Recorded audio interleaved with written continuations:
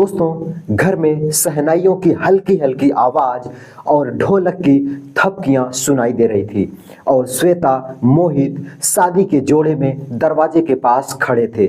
और मोहित की जो माँ थी वो एक कलश में चावल के ढेर लगा करके दरवाजे के सामने डेहरी पर रखी हुई थी और श्वेता उसे अपने कोमल पैरों से ठेल करके उसे धक्का दे करके घर के अंदर चली जाती है। दोस्तों, जो मौसी बुआ सारे लोग गीत गा रहे थे और सारे लोग खुश थे क्योंकि घर में बारात लौट करके आई हुई थी। दोस्तों, मोहित अपने दोस्तों में व्यस्त हो जाता है और सारे रिश्तेदार एक एक करके शाम तक चले जाते हैं। अब घर में मोहित, उसकी माँ, बाबा और उसका भाई रोहित ही बचे हुए थे। दोस्तों, मोहित शाम को अपने कमरे में जाता है तो श्वेता उसका इंतजार कर रही थी। दोस्तों, श्वेता हालांकि बहुत ही सुंदर और सुशील लड़की थी और काफ़ी पढ़ी लिखी भी थी और शिक्षित भी थी। दोस्तों, श्वेता जो नियम के हिसाब से सारी चीजें करती है और फिर धीरे से मोहित के कंधे पर अपने हाथ को रख करके सीने से उसके लिपट करके बातें करने लगती है। दोस्तों, धीरे धीरे घंटों बात करने के बाद श्वेता कहती है कि मोहित, हम लोग हनीमून पर कब जा रहे हैं। दोस्तों, इतना कहने के बाद मोहित थोड़ा सा कसमसा जाता है और फिर कहता है कि इतनी भी क्या जल्दी है, मैं आपको बता दूंगा जब मेरा बजट हो जाएगा तो हम लोग हनीमून पर चले जाएंगे। दोस्तों, इतना सुनने के बाद श्वेता दूर हो जाती है और दूसरी तरफ मुंह फेर करके बैठ जाती है, मानो एक पल के लिए वो मोहित से गुस्सा हो जाती है। मोहित उसके गुस्से को समझ सकता था और उसके हथेली को अपने हाथों में लेता है और गर्माहट भरी हथेली से प्यार करने लगता है। ऐसा मालूम पड़ता है कि जैसे बोलने से ज़्यादा स्पर्श करने से उसको बताना चाह रहा था कि उसकी भी कुछ मजबूरियां हैं, नहीं तो वो कल ही हनीमून पर चला जाता। दोस्तों, श्वेता कहती है कि हाँ ठीक है, लेकिन अगली बार जब भी तुम्हें सैलरी मिलेगी तो हम लोग सबसे पहले हनीमून पर ही जाएंगे। मोहित हाँ में अपने सर को हिला देता है और कहता है हाँ ठीक है, अगली बार हम जरूर चलेंगे। दोस्तों, सुबह होती है और मोहित अपने काम पे, अपने ऑफिस पे जाने के लिए तैयार हो जाता है और अपनी बाइक को साफ कर रहा था और अपने कपड़े को पहनकर बाइक पर बैठ जाता है। तभी श्वेता घर से बाहर आती है और दौड़ करके उसके पास जाती है और कहती है, मोहित, ऑफिस में जा रहे हो। मोहित कहता है हाँ ऑफिस जा रहा हूँ, कुछ मंगाना हो तो बोल दो। श्वेता कहती है कुछ नहीं, मुझे मोगरा बहुत पसंद है और मोगरे का सीजन चल रहा है, एक गजरा लेते आइएगा। मोहित कहता है हाँ हाँ लेते आऊँगा। श्वेता कहती है भूलना मत, नहीं तो सीजन कुछ ही दिनों का रहता है। मोहित कहता है बाबा नहीं भूलूंगा और वो अपनी बाइक में किक लगाता है और ऑफिस की तरफ चल देता है। दोस्तों, श्वेता वहां खड़े होकर के उसे तब तक देख रही थी जब तक वो उसकी आंखों से ओझल नहीं हो गया और मोहित भी श्वेता को अपने साइड में लगे बाइक के ग्लास में देख रहा था और तब तक देख रहा था जब तक वह उससे काफी दूर नहीं निकल जाता।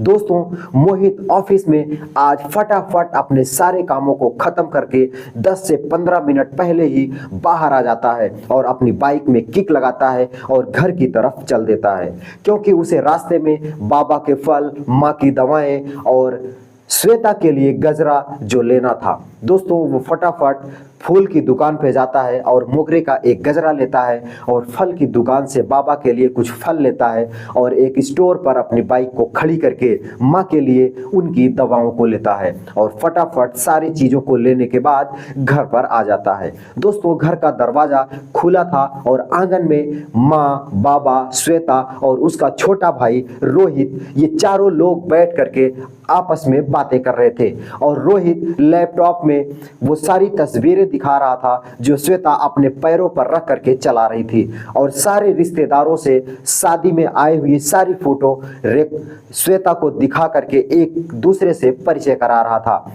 दोस्तों, बाबा भी बहुत खुश थे और उसकी माँ भी बहुत खुश थी और श्वेता को देख करके बाबा से बार बार उसकी बखान कर रही थी। दोस्तों, ये सारी चीजें देख करके मोहित को एक पल के लिए लगा कि बहुत बहुत ही खुश है मेरा परिवार और सब लोग कैसे श्वेता को एक ही दिन के अंदर अपने परिवार का हिस्सा मान लिए और उसके ऊपर कितना विश्वास करने लगे हैं। दोस्तों श्वेता भी माँ, बाबा और रोहित और इधर मोहित सारे लोगों का भरपूर ख्याल भी रखती थी। दोस्तों फिर एक लंबी सांस लेते हुए मोहित कहता है, श्वेता ये सारी चीजें घर में रख दो और मैं थोड़ा सा हाथ पैर धुलने के लिए जा रहा हूँ। फिर श्वेता लैपटॉप को सरकाते हुए रोहित को देती है और उठ करके मोहित के हाथों से वो बैग लेती है और मोहित अपने हाथ पैर धुलने के लिए नल पर चला जाता है। दोस्तों हाथ पैर धुलने के बाद वो आता है और अपने बाबा के पास बैठ जाता है। तो दोस्तों बाबा उससे कहने लगते हैं कि बेटा बहू तो बहुत अच्छी है और मैं धन्य हो गया क्योंकि तुम्हारी शादी की ही चिंता थी और वो शादी भी मैंने संपन्न कर लिया। अब बस हरिद्वार हरिकेश का दर्शन कर लूं तो मैं गंगा नहा आऊंगा। दोस्तों ये सारी चीजें बाबा मोहित से कह रहे थे और मोहित सारी चीजों को सुन रहा था। मोहित से कहते हैं कि बेटा मोहित मेरी टिकट करवा दो क्योंकि गांव के और आसपास के सारे लोग हरिकेश, हरिद्वार और गंगा स्नान के लिए जा रहे हैं, तो उनके साथ में चला जाऊंगा तो आप लोगों की जिम्मेदारियां भी कम हो जाएंगी। मोहित कहता है कि हाँ बाबा ज़रूर करवा दूंगा, सारे टिकट करवा दूंगा और कह करके अपने बेडरूम में चला जाता है। दोस्तों बेडरूम में जाने के बाद श्वेता भी खुशी से झूम उठती है और कहती है कि क्या हुआ मोहित, अब हम लोग कब जा रहे हैं हनीमून पर? कल शाम को डिस्कस हो ही नहीं पाया और आज डिस्कस कर लेते हैं। तो मोहित ने कहा हाँ कर लेंगे डिस्कस, लेकिन पहले सैलरी तो मिलने दो, 2 दिन के बाद मुझे सैलरी मिलेगी, उसके बाद मैं बता दूंगा कि हम लोग हनीमून पर जा रहे हैं या नहीं जा रहे हैं। इस पर श्वेता कहती है जा रहे हैं या नहीं जा रहे हैं इसका क्या मतलब है, हम लोग 2 दिन के बाद हनीमून पर जा ही रहे हैं। और हाँ मुझे पहाड़ी बहुत पसंद है तो मैं अपने टिकट को पहाड़ियों के ऊपर ही बुक करूंगी, मुझे नैनीताल जाना है।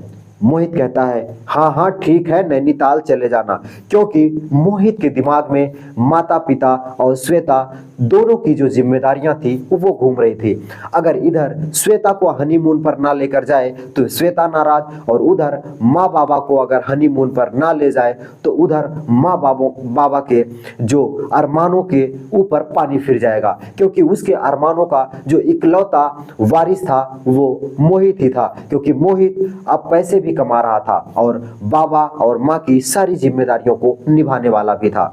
और इधर श्वेता भी उसी के सहारे अपने घर को छोड़कर आई थी, तो श्वेता की भी खुशियों का जो जिम्मेदारी था वो मोहित के ऊपर ही था। मोहित दोनों के बीचों में अपने दिमाग को चला रहा था कि कैसे दोनों को खुश किया जा सके, लेकिन कोई रास्ता उसे नजर नहीं आ रहा था।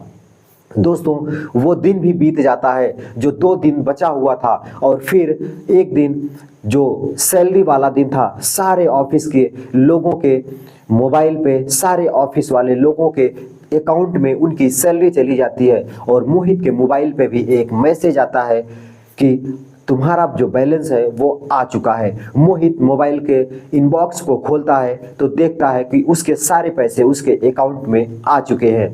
दोस्तों अब मोहित के दिमाग में 2 बातें चल रही थी, माँ बाबा को वो ऋषिकेश, हरिद्वार और गंगा स्नान के लिए टिकट बुक करवाए या फिर श्वेता को हनीमून पे जाने के लिए उसका टिकट बुक करवाए।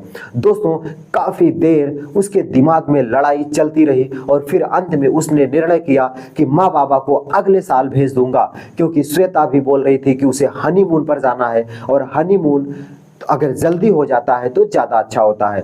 और उधर उसके पास एक और जिम्मेदारी थी कि उसका जो भाई रोहित था उसको भी फीस लेना था, क्योंकि उसने एक नई कोचिंग ज्वाइन करना था। फिर उसने कहा कि मैं अपने भाई को भी मना कर दूंगा कि बिना कोचिंग के ही पढ़ ले, अगले महीने से कोचिंग ज्वाइन कर लेना। लेकिन इधर श्वेता को भी फ़ोन करता है और कहता है कि श्वेता तुम जहां भी जाना हो अपने टिकट बुक कर लो, क्योंकि पैसे मेरे अकाउंट में आ गए हैं और अलमारी के ऊपर ही मेरा क्रेडिट कार्ड रखा हुआ है, तो सारे पैसे क्रेडिट कार्ड से ही पे कर देना। श्वेता खुश हो जाती है और कहती है कि हाँ हाँ मुझे पता था आज सैलरी आने वाली है, इसलिए मैंने पहले से ही सारी प्लानिंग बना ली है। इतना कहने के बाद वो फोन को काट देती है और इधर मोहित के दिमाग में फिर से द्वंद्व चलने लगता है कि यार मैंने गलत तो नहीं कर दिया माँ बाबा के अरमानों के ऊपर पानी फेर करके। और इधर श्वेता के बारे में भी सोच रहा था कि अगर माँ बाबा का टिकट बुक कर देता तो श्वेता नाराज हो जाती। फिर इन्हीं द्वंद्वों के बीच में 2-4 से 5 मिनट बीत जाता है और तभी अपनी बाइक में किक लगाता है और घर की तरफ चल देता है। दोस्तों, आज दरवाजा फिर उस दिन के जैसे ही खुला था और वह अंदर आता है तो बाबा पहले के ही जैसे उसका इंतजार कर रहे थे और कहते हैं कि मोहित बेटा आओ बैठ जाओ, ऑफिस में कैसा गया दिन।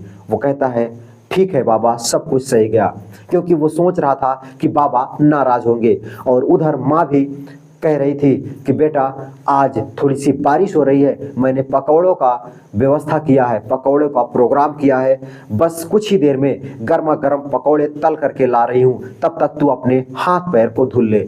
दोस्तों, मोहित अचरज में आ गया क्योंकि ना तो बाबा नाराज थे और ना ही माँ नाराज थी। और उधर जब श्वेता की तरफ देखता है तो श्वेता भी मुस्कुरा रही थी। उसे समझ नहीं आ रहा था कि श्वेता अपने हनीमून का टिकट बुक की, ये तो खुश है, इसका तो चलो ठीक है, लेकिन बाबा भी खुश है, माँ भी खुश है, क्योंकि बाबा और माँ के तो मैंने टिकट किया ही नहीं। उनके दर्शन का जो ट्रिप था, उनके हरिकेश, हरिद्वार और गंगा जी का जो जाने का प्लान था वो तो पूरा हुआ ही नहीं, लेकिन फिर भी ये लोग खुश है। वो समझ नहीं पा रहा था। तभी उसकी माँ पकौड़े लाती है और वो सारे लोग पकौड़े खाने लगते हैं। फिर उसके बाबा कहने लगते हैं कि बेटा आज तूने जो किया है दुनिया का कोई भी बेटा अपने माँ बाप के साथ नहीं कर सकता। आज तूने मेरी इज्जत तेरी माँ के आगे पहले से भी ज़्यादा बढ़ा दी है, क्योंकि मेरी उम्मीद सिर्फ तुझी पर थी और तूने वो काम कर दिया। मेरा टिकट बुक करा करके हरिकेश, हरिद्वार और गंगा का अगले ही हफ्ते हम लोग दर्शन के लिए निकल रहे हैं और मुझे बहुत सारी तैयारियां करनी है। और अपने बेटे का हाथ, मोहित का हाथ चूम लेते हैं और कहते हैं बेटा हो तो ऐसा। मोहित को बड़ा अचरज हुआ कि अरे मैंने तो इनका टिकट बुक नहीं करवाया, मैंने तो श्वेता को हनीमून का टिकट बुक करवाने के लिए पैसे दिए थे, पर बाबा बोल रहे हैं कि उनका टिकट जो दर्शन का था वो बुक हो गया है। फिर वो उठता है और दौड़ करके श्वेता के पास चला जाता है और कहता है कि श्वेता क्या मैं देख सुन रहा हूँ कि बाबा बोल रहे हैं कि उनका जो टिकट है वो बुक हो चुका है, वो अगले हफ्ते हरिकेश, हरिद्वार और गंगा स्नान के लिए निकल रहे हैं। श्वेता कहती है हाँ, मैंने ही उनका टिकट बुक किया और मैंने अपने हनीमून को कैंसिल कर दिया। अरे बाबा बूढ़े हो चुके हैं, माँ भी बूढ़ी हो चुकी है, अभी नहीं जाएंगे तो क्या जब उनके हाथ पैर में जान नहीं होगी तब जाएंगे? अरे हम हनीमून, कौन कहता है कि हनीमून पे जाने के बाद ही एक दूसरे में प्यार बढ़ता है? हम एक दूसरे को प्यार करते हैं, इतना ही काफ़ी है। हम घर पर भी तो समय स्पेंड कर सकते हैं एक दूसरे के साथ, हम घर पे भी रह करके एक दूसरे से प्यार कर सकते हैं। ये श्वेता के जवाब थे। जब श्वेता के ये सारे जवाब सुनता है तो मोहित खुशी के मारे झूम उठता है और श्वेता की अंगुलियों को अपने होठों से चूम लेता है और कहता है कि श्वेता, कौन कहता है कि एक दूसरे को जानना जरूरी है? तुम तो मुझे ना जानते हुए भी सब कुछ जानती हो और मेरे मन की बातों को समझ करके माँ और बाबा के टिकट बुक कर दिए। आज मुझे तूने बहुत बड़ी खुशी दी है, दुनिया की सारी खुशी मुझे दे दी है। श्वेता कहती है तुम खुश तो मैं खुश, बाबा खुश, माँ खुश तो हम सारे लोग खुश। ये कहते हुए श्वेता अपने हाथों को छुड़ाती है और किचन में चली जाती है। दोस्तों, आपको कैसी लगी मोहित और श्वेता की कहानी? आप कमेंट करके ज़रूर बताइएगा और ऐसी ही इंटरेस्टिंग कहानियों के लिए इस चैनल को सब्सक्राइब करके बेल आइकन जरूर प्रेस कर लीजिएगा। मैं मिलता हूं फिर किसी नई कहानी के साथ, तब तक के लिए दोस्तों नमस्कार।